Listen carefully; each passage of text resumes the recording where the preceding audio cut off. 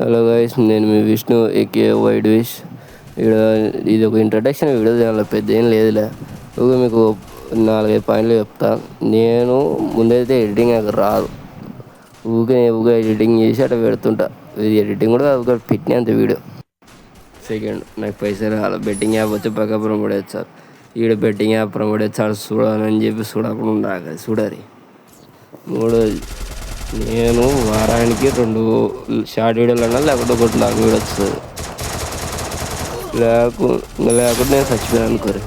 4వది, నేను face reel అయితే చేయను. మీ పక్కన ఏదైనా కుక్క ఉన్నా, లేకపోతే మీ ఇంటి బయట ఏదైనా కుక్క ఉన్నా దాన్ని మూతి చూడాలి.